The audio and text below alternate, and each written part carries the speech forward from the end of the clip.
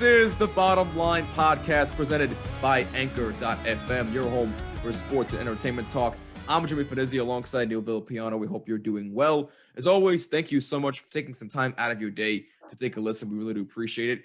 You know the deal. Questions, opinions, Twitter and Instagram at BottomLineWMCX, Twitter at The NVP Show, Instagram at NVPQB11, hashtag BottomLine, voice message on Anchor, the app, or at Anchor.fm. And if you like what you see on YouTube, please drop a like and a comment down below. It helps out tremendously. And please subscribe and hit the bell so you don't miss an episode. And subscribe on all audio listening platforms. Just include Jimmy when searching for this podcast. Trying to make this intro as short as I can, I promise. But Neil, it's a new week. How's everything going with you and the family? Everything is pretty much the same for obvious reasons. It's just another week in the pandemic, as they say. And it's been good. Just trying to make the best of every day that you got, and just trying to, not allow circumstances outside of your own home to allow you to, to dictate how your mood is, and just trying to make every day as good as it can possibly be. What about you? Yeah, I 100% feel that. I'm hanging in there, doing the best I can. Unfortunately, still dealing with a bit of construction back in my home studios here, so still dealing with that every day for about the next couple of more weeks or so. Thank God it's almost done, but it'll be worth it once it's done. Maybe I'll post a little behind the scenes on social media so everybody can see what's going on there. But I digress there. But no, yeah, I'm hanging in. Family's doing well. Thank you for asking. But I'm feeling a bit hyped up because baseball's back. Spring training is underway. Today we're going to give our season preview for both the Yankees, which Neil and I are Yankee fans, and also the New York Mets. So we are pretty hyped up that baseball is back. Opening day is about a month away, I believe. But I actually want to start with the New York Mets first. I'm feeling generous. If you're a Met fan out there, I'm being generous to your team for once in my life. But no, in all seriousness, look, what do I expect from the Mets this year? Well, I'm just going to cut right to the chase. They had a pretty big offseason when it came to significant names. They got James McCann, who was a pretty decent catcher, in my opinion. He still can be very, very, very valuable. It would have been nice if they would have get JT Realmuto, but he locked up. What was it, a 5-year? There was no way the Mets were going to get Realmuto. He didn't want to leave. He didn't want to leave Philadelphia, and the Phillies knew that they were the only team involved. I mean, there was no way that Realmuto was going anywhere. So that, I mean, yeah. What did he sign? What did he sound like? A 5-year extension with like $100-something million? It wasn't much of an extension. It was more of just a new contract because he was a free agent. So I think it was like 4 or 5 years at $120 million, which makes him now the highest paid catcher in baseball, which, I mean, he's earned it. He is the best catcher in baseball. He kind of deserves it.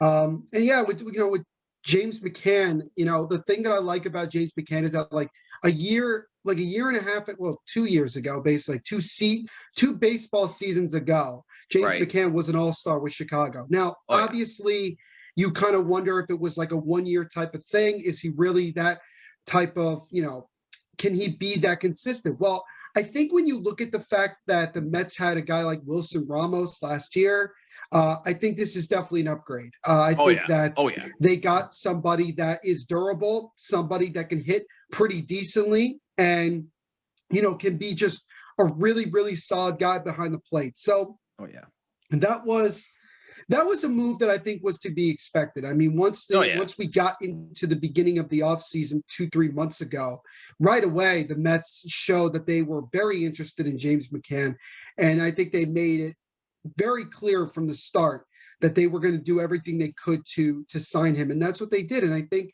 a 4-year deal is a good one. It's not that much money. It's a pretty good amount, but I think James McCann has earned that, and I think that hopefully the Mets' whole situation with injury woes, with guys getting hurt left and right away, hopefully that's kind of gone away.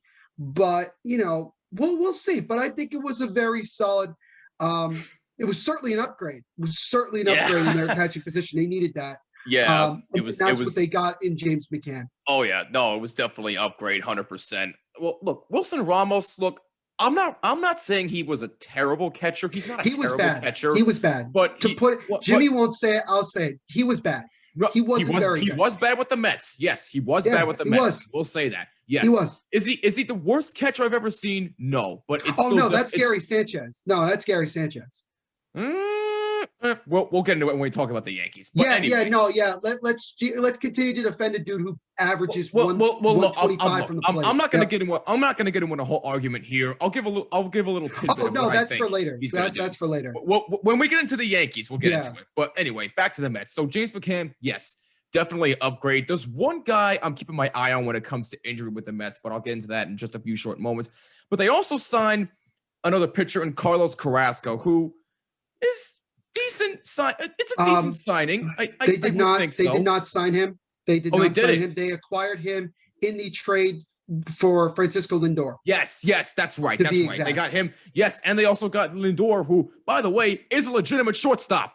So when was the last time you can look at the Mets and say they had a legitimate shortstop?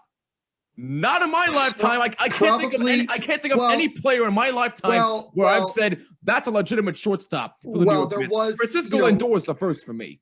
Well, I would say, first of all, you have seen one, and that was prime Jose Reyes back in the mid 2000s. Okay. He was like in his prime. He was one of the best shortstops in baseball. Great leadoff hitter.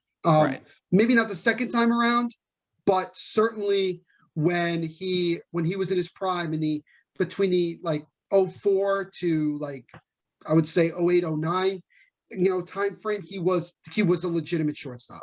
No.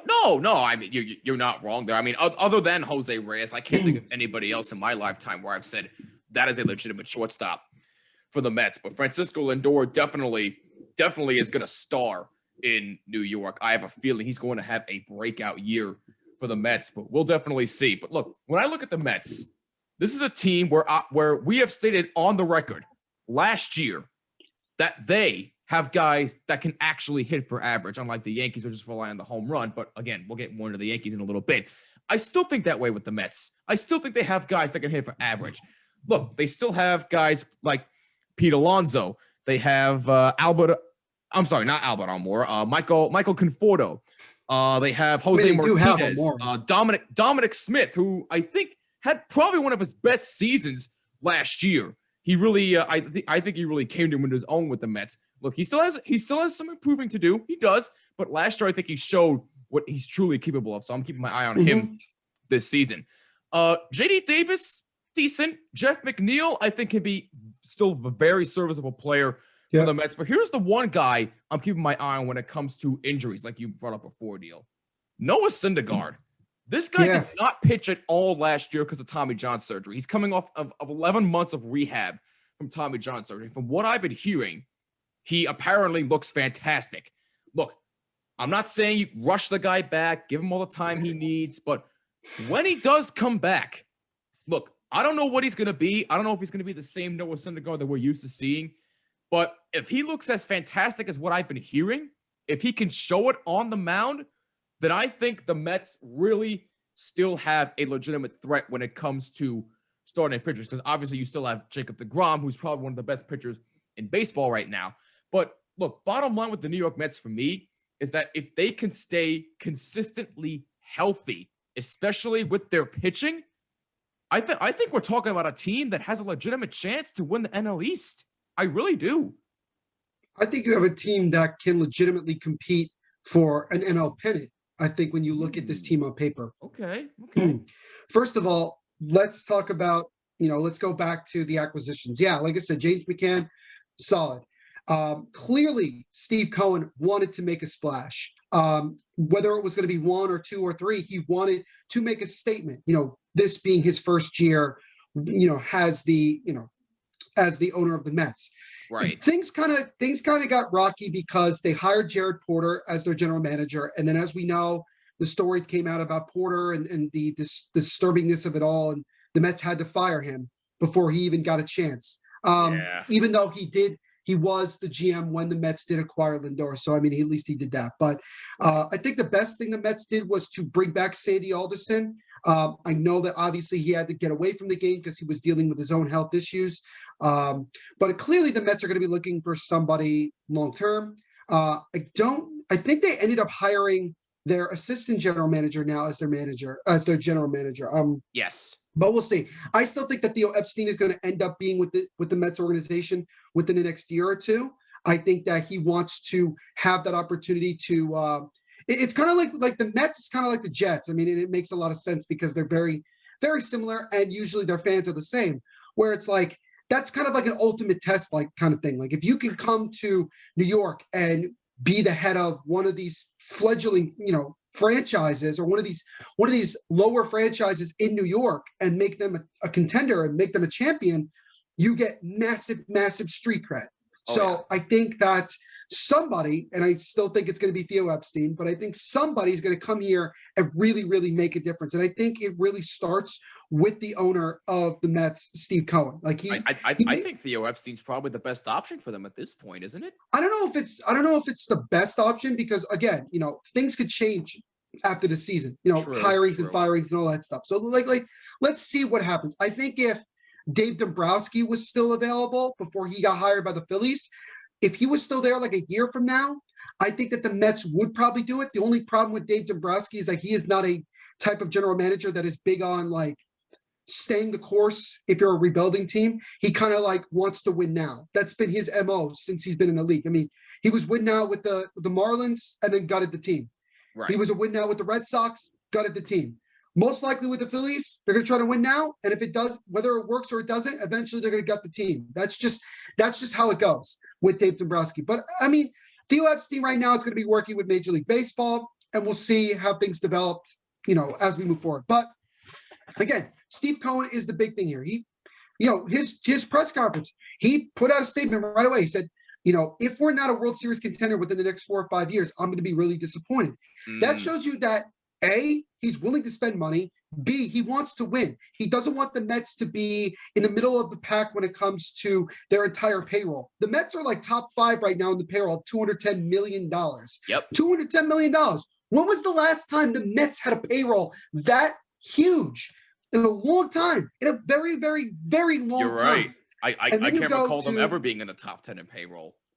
And then you go to the situation with the manager. You still have Luis Rojas, who I think is still a very good manager. I think he's earned the opportunity to be in this situation. Last year was very difficult for him because of everything, COVID, the craziness with ownership and management. Right. Now he's under it's almost like a fresh start for him. And obviously he has a better team, a healthier team going into 2021. So I think this is going to be that first year where he can really, really show it. And I think he is their best option right now. I'm not saying that there are better options out there, but I think Rojas deserves this opportunity to do what he needs to do. 100%. And then you look at the players, like you mentioned, Pete Alonso, who it really sucks that the National League did not decide to keep the designated hitter long term, because Pete Alonso is not a good fielding first baseman. He's very, very bad. Like he really has struggled a lot. Dominic Smith is a better fielding first baseman. Oh, yeah. If they were able to keep the designated hitter in the National League, this would be a lot easier of a process, because then what you do is you make Dom Smith the first baseman and you put Pete Alonso at the designated hitter, because we know the big sexy thing about Pete Alonso, he hits home runs. Yep. He's not the greatest hitter, okay? He's not the greatest hitter, but he does hit home runs and he puts up runs. So, again, it would be nice, but the Mets obviously are going to have to deal with still being in the National League. And then you have, Michael Conforto, who honestly is one of the biggest leaders of this team and is going to be one of the catalysts. He is a veteran at this point. I still remember when he took the stage and was phenomenal in his rookie year, helping the Mets get to the World Series. And he's always been a very, very good player. This guy could be an all-star. He's somebody that I'm sure the Mets are going to try to lock up long-term. And so we'll see. And then you have the likes of Jacob deGrom, a guy that, in all honesty, probably should have won a third Cy Young award in a row. He probably should have, but they just didn't want to give it to him because they just didn't want to seem biased. But there's nothing telling me that he won't go out and probably give himself an opportunity to win his third in 4 years going into this year. And the Mets know that he's their man.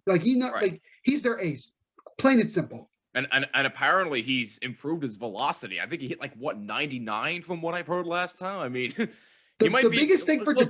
He's DeGrom, only in his early 30s, so he's not going away anytime soon. the biggest thing for DeGrom this year is about his location. I think that's Right. the thing you have to look out for. Is that I'm not concerned about him.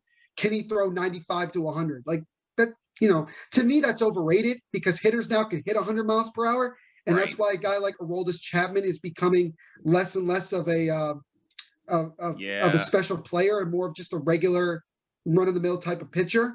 But Yeah. with Jacob DeGrom, if he can continue to improve his location and his accuracy, he will still be a problem. I mean, he's still going to be a very good pitcher. He's just a very, very, very, very talented pitcher that the Mets have. And then you have other guys. You kept Marcus Stroman for another year, which is great. And we'll see if they're able to lock him down long term.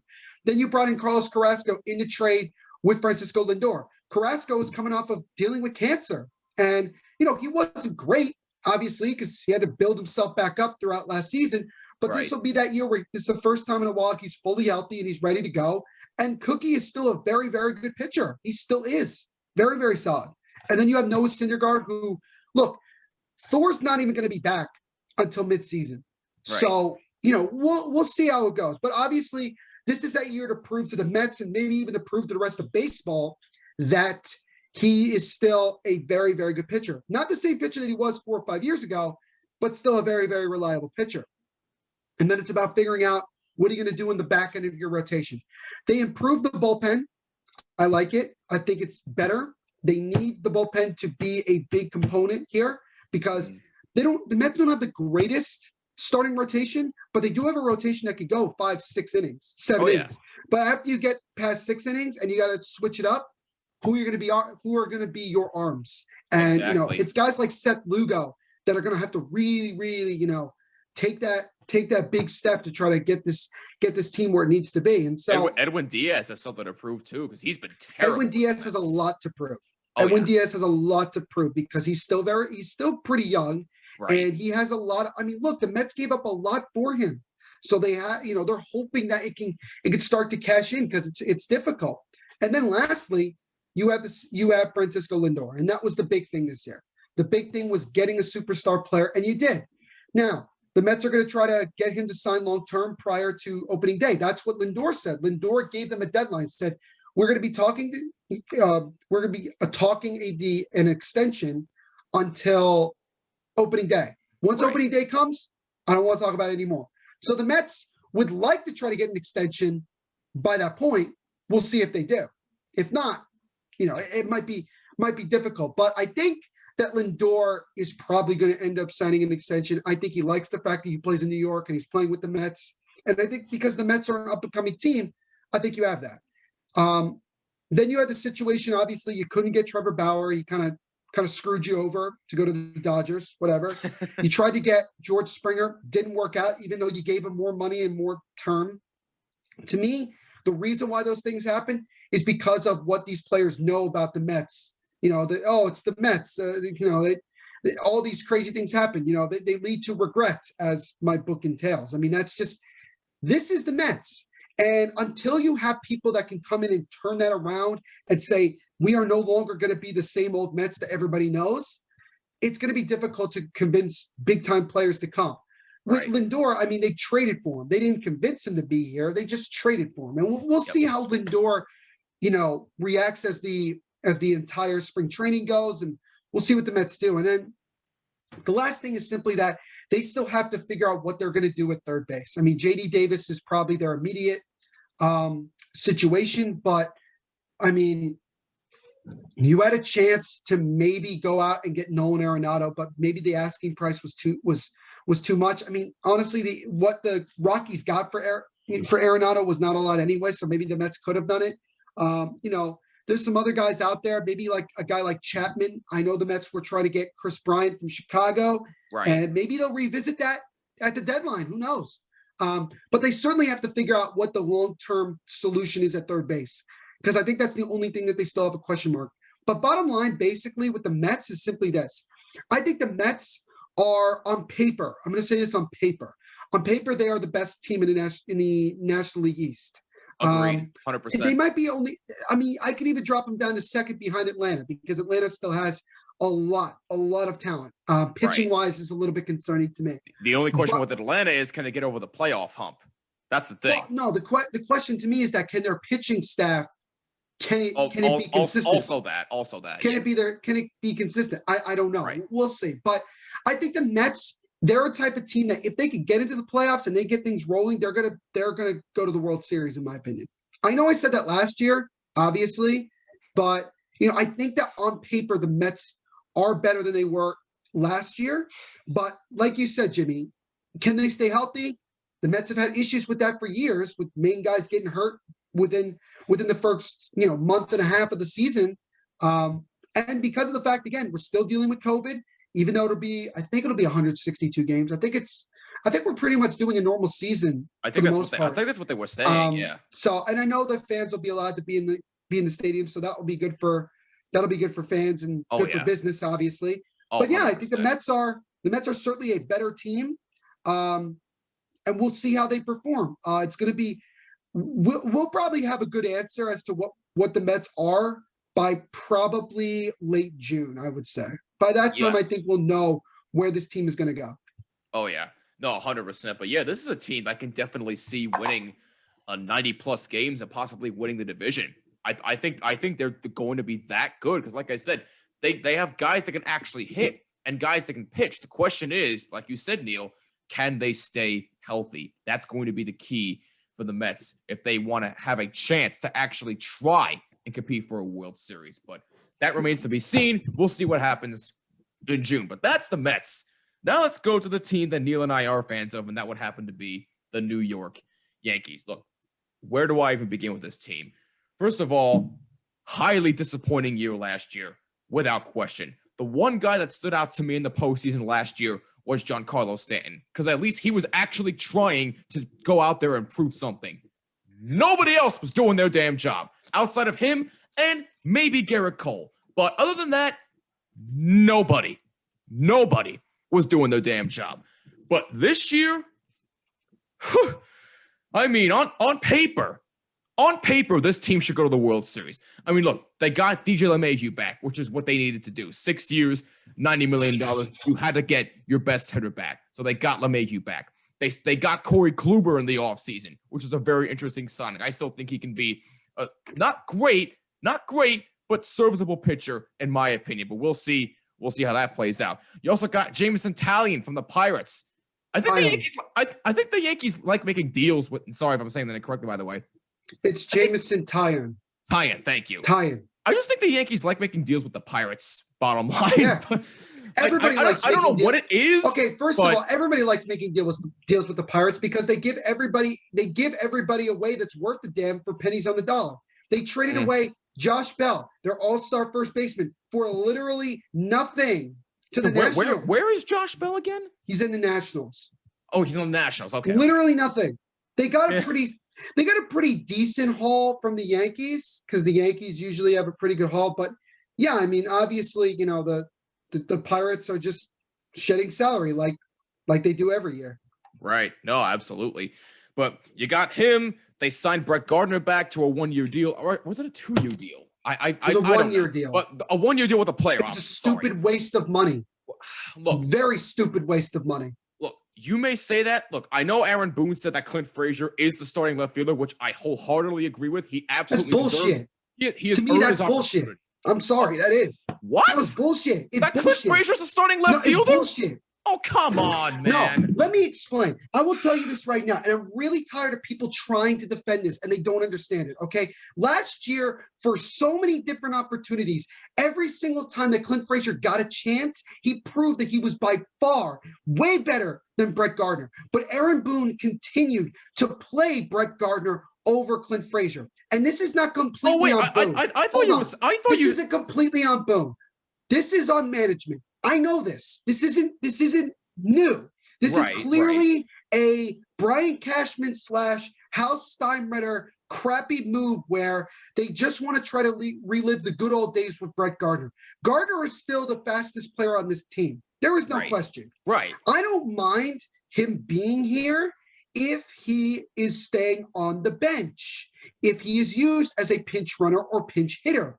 I do not, and I repeat, I do not want to see Clint Frazier have one bad game and then he sits out the next 3 games. And if that happens just once, if I'm Clint Frazier, I'm done. I want out because this is a joke. Because they've been screwing with Clint Frazier for 3 years now. For 3 years. That I agree with. Yes. Last year, the Yankees told Clint Frazier, it's your job. Gardner once again decides, oh, I want to come back. What happens then? Gardner's the starting left fielder, and Clint Frazier is sitting his ass on the bench.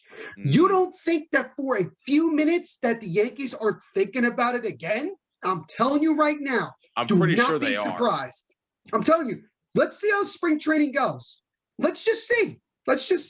I'm just saying, I think it was a BS move to bring back Gardner. They could have used that money to do something else. Okay, I wasn't sure where I wasn't sure where you were going with that, but you do make a legitimate argument. I'm not going to argue any points. Gardner is old, man. How can you rely on somebody that bats only like 220 nowadays? Well, at least he can hit, unlike Tyler Wade. But I'm not going to get into him. And I'm not going to. Tyler Wade is a poor man's Brett Gardner. I mean, honestly. Wait, what'd you say? Tyler Wade is a poor man's Brett Gardner. I mean, it's like, exactly. What does he do? He bats below 200.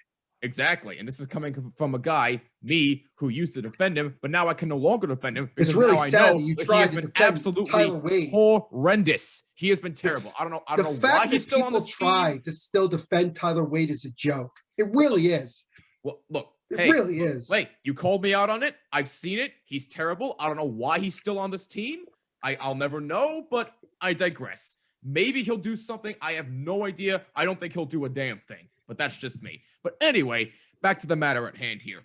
Look, you still have Garrett Cole. Garrett Cole, we know what he can do. No question about it. Garrett Cole is their number 1 starter.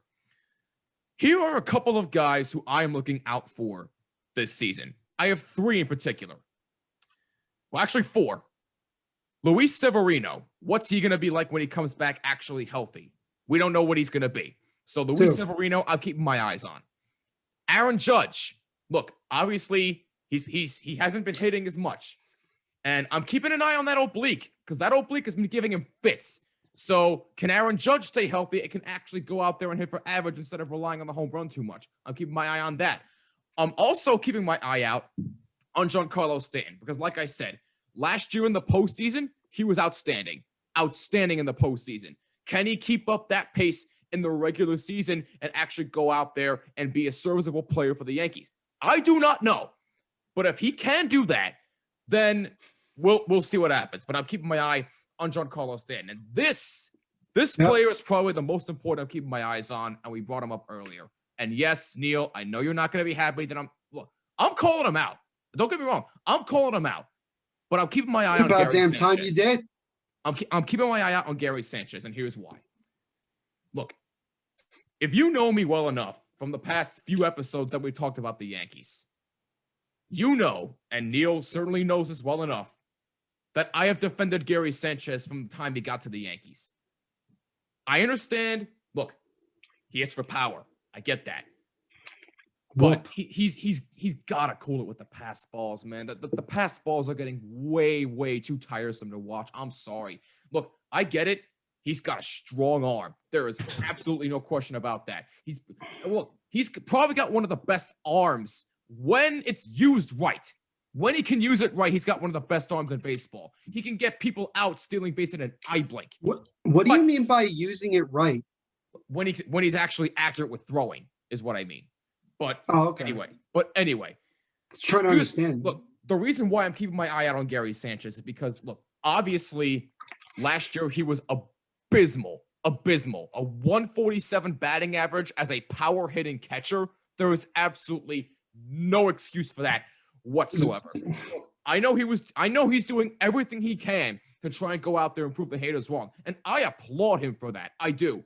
But if he does not do something this season, he's gone. I'm sorry. I am not giving him another chance if he does not go out there and actually prove that he can actually be a serviceable catcher for the Yankees. I would have liked it if, look, I know there was no shot at this either, But if the Yankees had a chance to get JT Realmuto, I would have liked that a lot better. I know there was no chance, but even still, it would have been a lot better than Gary Sanchez, in my opinion. But bottom line, Gary Sanchez, I'm calling you out this year. If you do not get your head out of your ass, you're gone. I'm sorry. You ain't getting a free pass from me this time. You got to go out there and prove to me that you can still do something. I'm sorry. I'm calling it how I see it. But look, bottom line for me, the New York Yankees, on paper, this team should win the World Series. But if they don't at least make the World Series this year, there's going to be a lot of question marks. I'm sorry. With a team like this, a stacked team with stacked pitching and guys, look, they got to go out and hit for average also. That's the other thing. Stop relying on the power. The home run is nice, but hitting for average is more important. Ask DJ LeMahieu.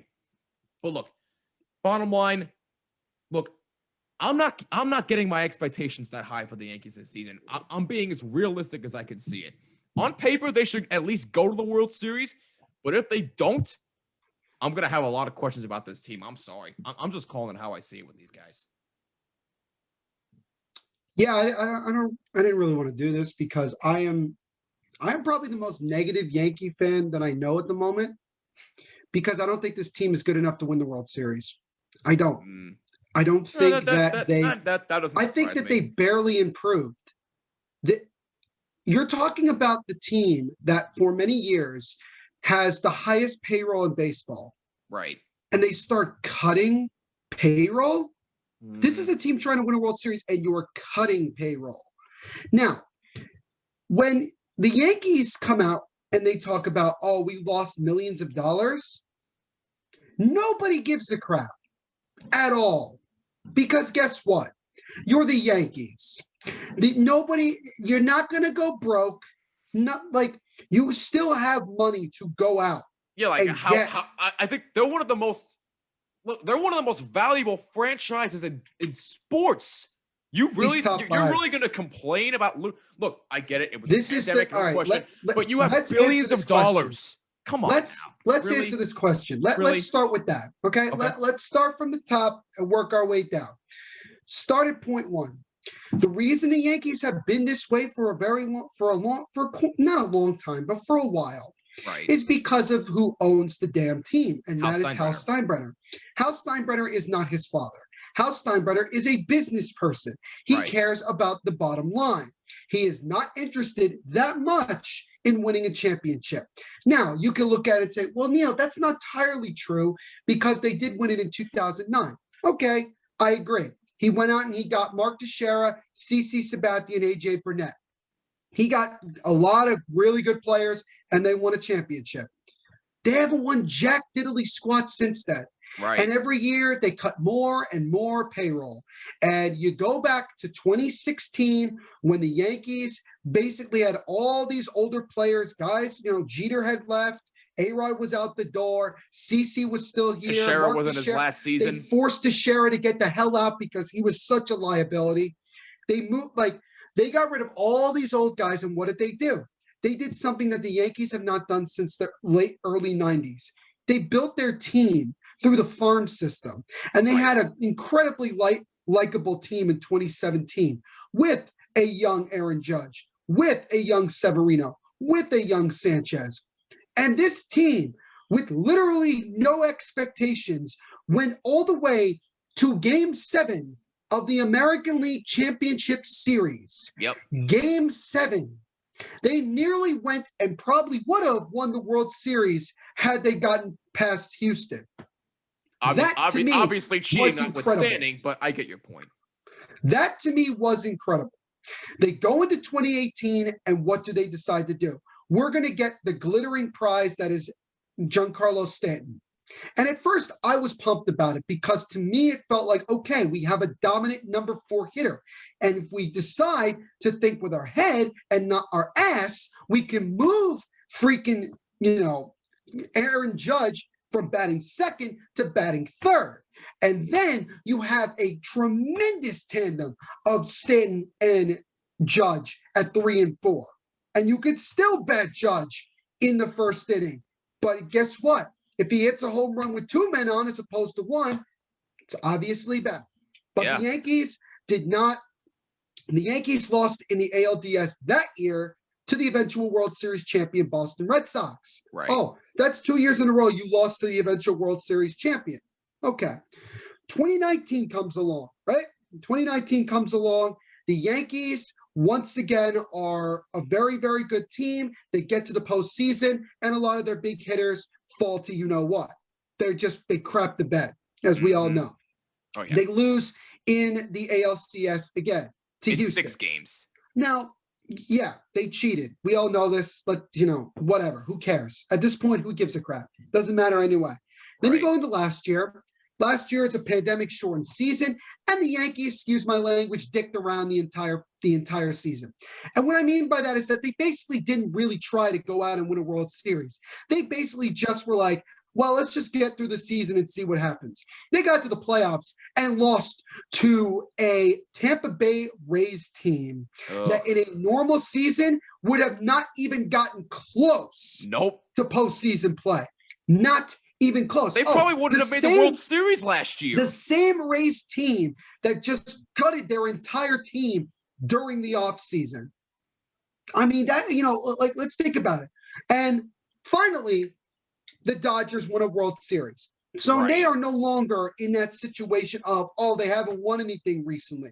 Well, they finally did it. It took a pandemic, but it got it done.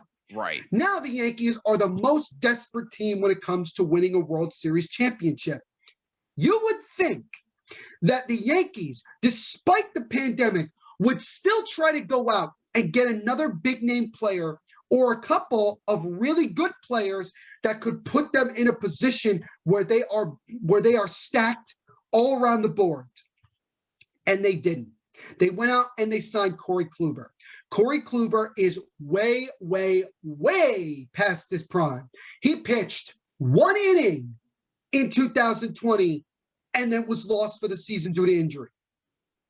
That, to me, is a problem. That doesn't give me a whole lot of hope. They go and acquire Jameson Taillon. Taillon, unfortunately, even though he's still very young and he still has a lot of potential, he has had not 1, but 2 Tommy John surgeries, and he had testicular cancer.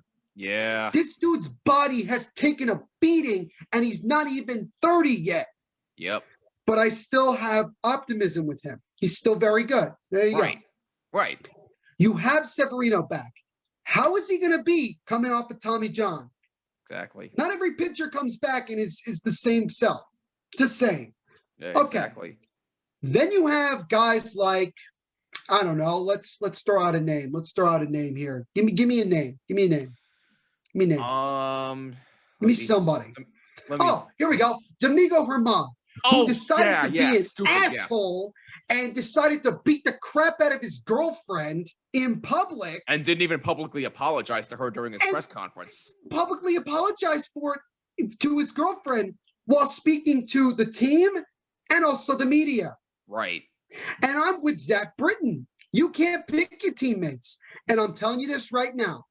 Germán, if he is not very good when this season gets going, I want him gone. Me too. I want him gone. I 100% want him removed from this team.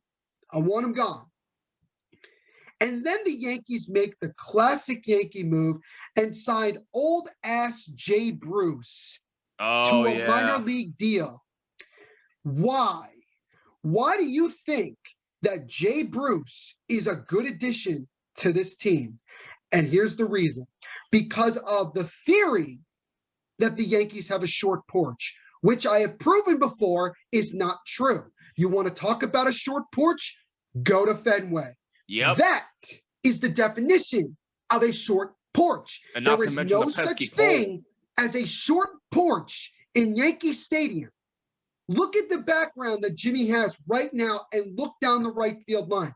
You tell me that's a short porch, you are smoking. No way. No you way. Are No way. Smoking the good stuff. By the way, if you're not watching on YouTube, by the way, you can't see my background, but go look up a picture of Yankee Stadium and tell us it's not. So get that out of your system. And then they bring in Brett Gardner. I will say this, and I will be as clear as I can.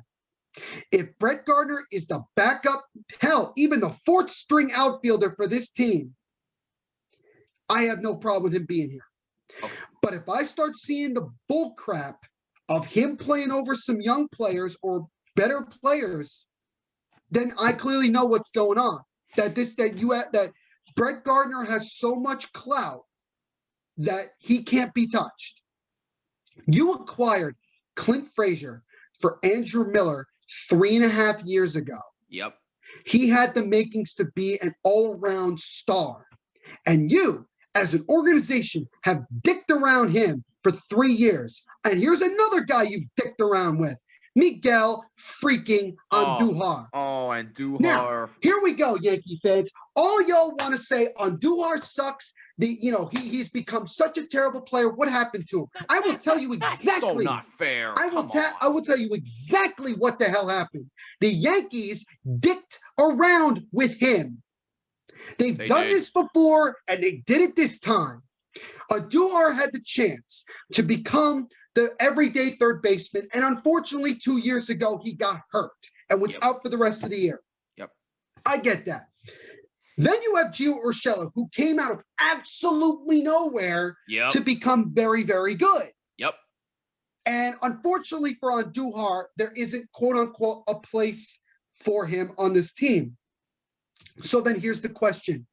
Why the hell do you still have him then? If you don't have a spot for the guy, get rid of him. Why do you have him?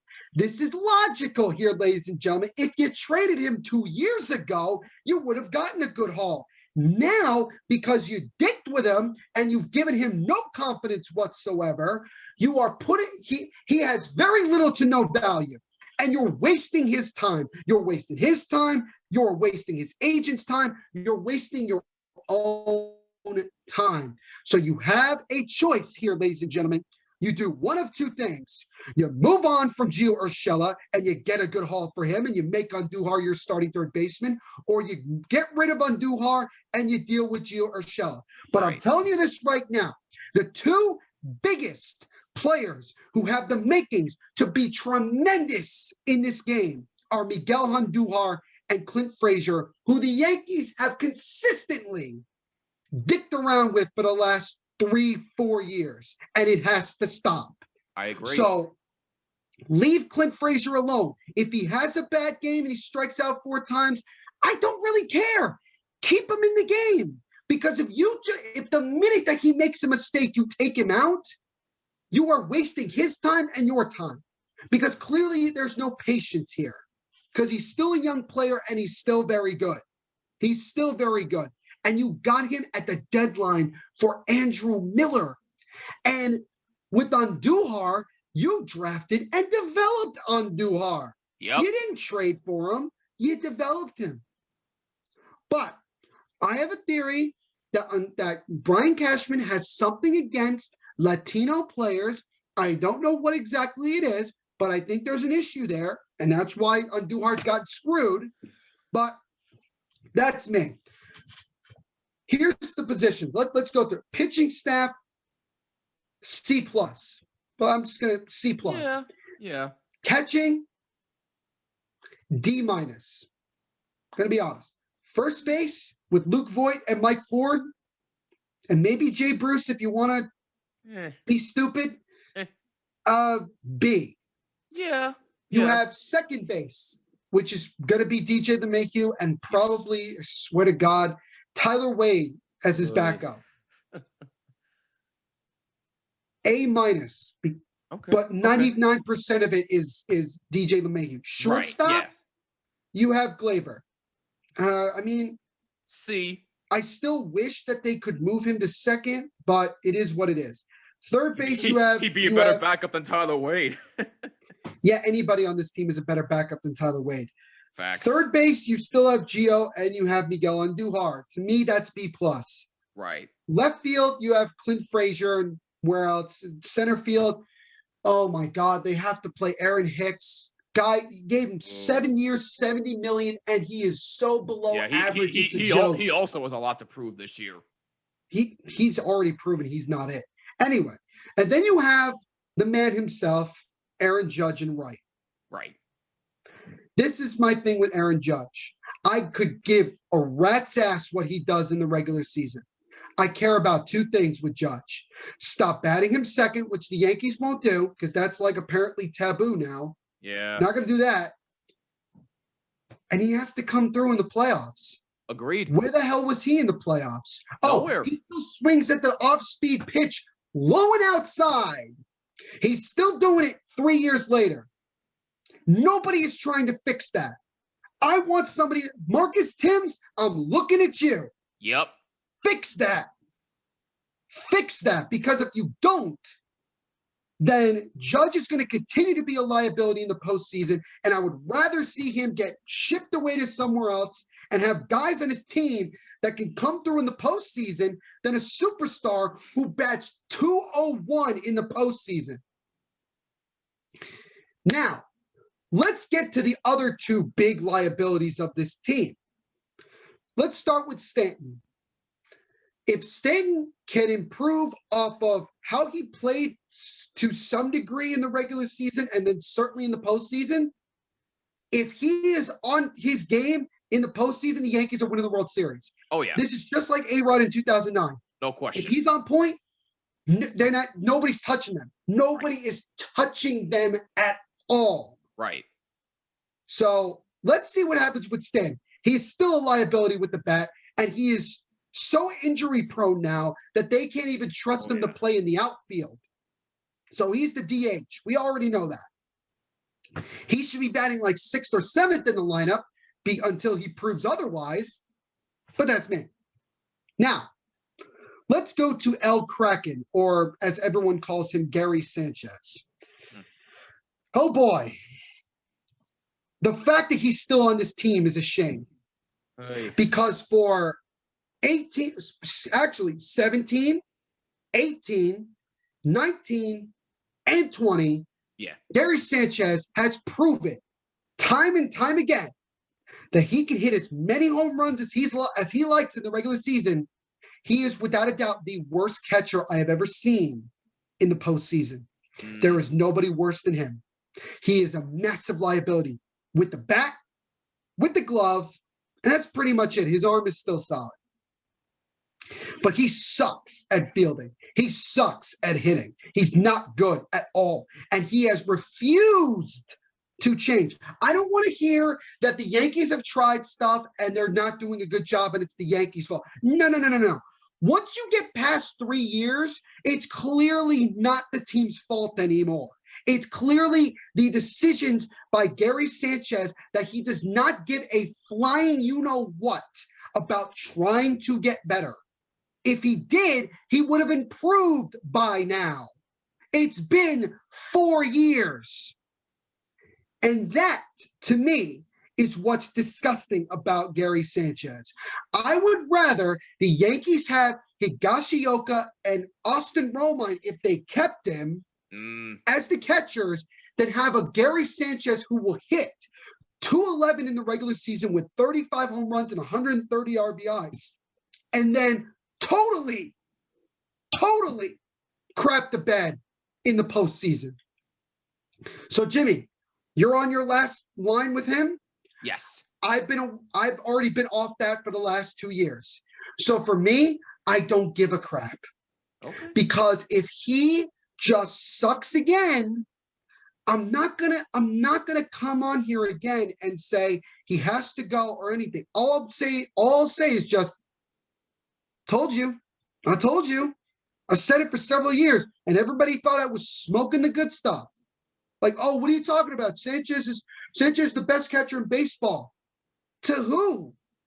He's lucky if he's in the top 15. The Mets have a better catcher overall than the Yankees do. That I agree with 100%. If I were the Yankees, I would have traded Sanchez 2 years ago. You would have gotten a lot of things for him, and you don't have to deal with it. You should be looking to try to find a new catcher. I'd rather take old, deteriorating Buster Posey over Gary Sanchez every day and 3 times on Sunday. And I don't really care that I'm being harsh on Gary Sanchez. I'm talking about it from a baseball standpoint. Whatever he's dealing with off the field is his business, and I Right. respect that. And these guys are human beings, and I'm Right. very, very, very, very sensitive about this. But I'm calling them out because for you to be like this for this many years clearly shows that you don't have the desire and the determination to get better. You just want to try to get better in the hopes that it'll work out for you, but you're not putting in the effort. And you know what? I think Judge is in that same category to an extent, because why is he still striking out on the same goddamn pitch all the time? Why is that? Is it the coaching staff? Or is it maybe because the hitter just chooses to not try to fix that problem? Same thing with Stanton. Isn't that interesting? Isn't that just a little interesting that these guys have been doing the same crap for 3 years, 4 years, 5 years now? Oh, That's the definition of insanity. you make a fair Doing point, the yeah. same thing over and over again, knowing the result. So for me, this is what I'm going to say. If the Yankees do not even sniff the World Series, like if they lose in the divisional round to the Oakland A's, for an example, the young, up and coming players that we had in 2017, the feel good story, get rid of them. Get them all out of here. Because this era has given us as fans nothing. This is the New York Yankees, 27-time World Series champions, have been in the World Series for almost half of its existence. Yep. The Yankees haven't won a World Series Since 2009. in over a decade. Right. When was the last time? Not only did they not win a World Series, but they weren't even in a World Series for an entire decade. When was the last time? Exactly. The 60s? Yep. I mean, really, when was the last time? So for me, it's just about run it back. Just play better. You chose not to improve this team. You are choosing to allow certain players to remain who they are, knowing that it hasn't worked.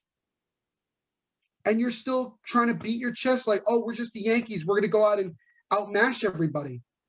No. Chicks don't dig the long ball in October, ladies and gentlemen. Not You this know what time. wins you? You know what wins you World Series in October? Timely hitting and solid pitching. And good And defense. the Yankees, they may not have the ingredients to do that. Especially, but I could be wrong. And I will come on here and say that I was wrong if they do that. But we'll see. But also, on a more serious note, on a more somber note, I do want to send my condolences to Aaron Boone. Yes. He is taking an immediate leave of absence due to health reasons. He has to get a pacemaker. He had surgery from today, what I heard, and it all went well. Yes, he did. So I'm glad about that. I hope that he can make a full recovery. It concerns me because is it from stress, from being the manager of the New York Yankees? Well, Is it other things? Apparently, back in 2009, he had to have open heart surgery, which is scary if you really think about it. If you're that young in 2009, having an open heart surgery, and now you have this to deal with. I mean, it's a scary thought. But and he has a lot of stress. Going into the season. Absolutely. So I hope that he can be okay. But I'm just saying that at the end of the day, the Yankees better put up or shut up, or you got to gut this team. Just call it like it is. No, you make a ton of fair points, and again, all the best to Aaron Boone. I am hearing that he is going to be okay and that he should be back to work within about a week or so. So that's great news. So again, best to you, Aaron Boone. We hope you're hanging in there. But no, yeah, Neil and I are basically simpatico here on the New York Yankees. Like, if they don't do something this year, or at least make the World Series, I'm not saying win it, but if you don't at least make the World Series, then, like we said, we're going to have a lot of questions about what this team really is. Are they really the big bad Yankees anymore? Not from what we're seeing. Not from what we're seeing. Not right now. They got to go out there and prove it. And this year, there are no exceptions. You either go out there. Look, we know that they're 95% chance going to win the division. We already know that. But they play the weakest division in baseball. Exactly. You have Orioles, no. Red Sox are terrible. No. Blue Jays, maybe. Yeah. We'll see. And the Rays just gutted their team. So if the Yankees don't win the division, that's really bad. And that's really pathetic. That's gonna be a terrible look if they don't win that division. Terrible, terrible look. But listen, bottom line here is that look, with the Mets, I expect them to win 90+ wins and win the division. And Neil, I'm sure you expect them. You said on paper they should win. They should at least go to the World Series. But with the Yankees, on paper, I want that to be clear. On paper, on paper, yes, on paper. We'll see what happens on the field. But with the Yankees, you guys better prove something this year. World Series or bust. Otherwise, that's it. Otherwise, that's it. World Series or bust. You don't win a World Series championship. This entire era that you produced has been an absolute waste of time. 100%. Because you refuse to do the right thing several times. 100%. 100%. Without question. I couldn't agree with you more. It's put up or shut up time, boys. What are you going to do about it? What you going to do? And like I said before, I know, Neil, you've been on Gary Sanchez for a while, and you've had every right to be. I'm 3 years now. I'm not saying 3 you're years. wrong. 3 years. And I'm not saying you're wrong. But for me personally, this is it. I'm on my last legs with him. If he doesn't do something this year, I want him out. I'm calling him out. And I'm pretty sure he's not listening to this, but if somehow, some way he is, I'm going to do something. Look, do I want him to succeed in baseball? Absolutely I do. But with this team, with what he's been doing, oh boy. Yeah, you better go out and do something this year, Gary. Otherwise, your ass is gone. Sorry. I'm calling it how I see it. Anyway, on that note, that'll wrap it up for this episode of the Bottom Line Podcast. If you have any thoughts on the Yankees and the Mets seasons upcoming so far, let us know on Twitter and Instagram at BottomLineWMCX, and on Twitter at the NVP Show, and on Instagram at NVPQB11, hashtag Bottom Line. Leave a voice message on the Anchor app or at Anchor.fm. And if you like what you're seeing on YouTube, please leave a like and a comment down below. It helps out tremendously. And please make sure you subscribe and hit the bell so you don't miss an episode. And please subscribe on all audio listening platforms. Just include Jimmy when searching for this podcast. Neil, coming up on the next episode, I'm pretty excited because we met somebody at a Jersey Shore Whalers game this past weekend, and it was a young kid by the name of Alex Castells. Sorry if I'm saying his last name incorrectly. And he wants to be a young and up-and-coming broadcaster. So we were talking to him, and we are connected with him. We decided, you know what? Why don't we have him on so we can talk about pretty much anything and everything sports, more specifically baseball and hockey, since those are his two strong suits. So we're going to have him on in the next episode. I'm really looking forward to talking to this kid because he seems like a really, really bright kid and knows his stuff. Yeah, it should be a lot of fun. He seemed very enthusiastic when he spoke to us, and we're looking forward to having him on and just chatting it up. Absolutely. And once you listen to this kid, I guarantee you'll be saying the same thing. Whoa, this kid's good. He's got a bright future ahead of him. Neil and I think so. We're sure you'll think the same too, but that'll be in the next episode. But again, Yankees, you better do something this year. And the Mets, look. You better do something this year. It's the same thing. I expect 90+ wins and an NL division title for the Mets.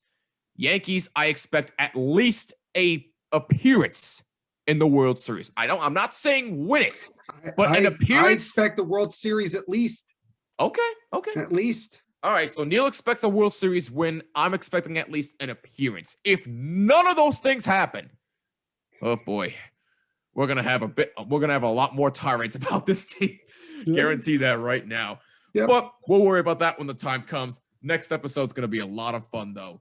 We're looking forward to talking to a young, bright kid who knows his stuff For Neo Villapiano, I'm Jimmy Finizzi. This is the Bottom Line Podcast, and we will see you in the next episode. Peace out.